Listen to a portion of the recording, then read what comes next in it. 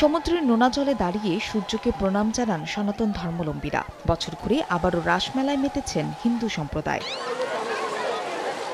এর আগে পাপমোচন ও পুণ্য লাভের আশায় পটুয়াখালীর কুয়াকাটায় ভিড় করেন ভক্ত ও পুণ্যার্থীরা। সমুদ্র সৈকতে তৈরি হয় এক মিলন মেলা। বৃহস্পতিবার রাতে শ্রী শ্রী রাধাকৃষ্ণ মন্দির ও তীর্থযাত্রী সেবাশ্রম মন্দির প্রাঙ্গণে অধিবাসের মধ্য দিয়ে শুরু হয় পদাবলী কীর্তন।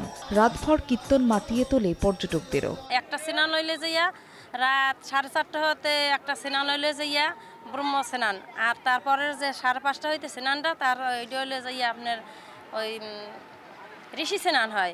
আর এই সকাল 6:30টায় যে স্নানটা হয় এইটাই হলে মানসিক স্নান হয়।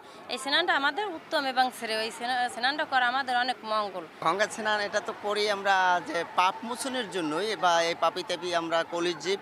হ্যাঁ, আমরা আসি প্রতি বছর। আমি অন্তত 20-25 বছর ধরে আমি এখানে আসি। পুরনো দিনে যত পাপ করছি তা মোচন করার জন্য এই জায়গায় স্নান করছি। জগতে যত পাপ করি সেটা মোচন করার জন্য আমরা গঙ্গামাকে বলি, যাতে আমরা যত পাপ করি সব পাপ যাতে এই সমুদ্রে ঢেউতে নিয়ে যায়। শুক্রবার দিন ও রাতভর পূজা অর্চনা শেষে শনিবার ভোররাতে সৈকতে গঙ্গা স্নানের মধ্য দিয়ে শেষ হবে রাস উৎসব।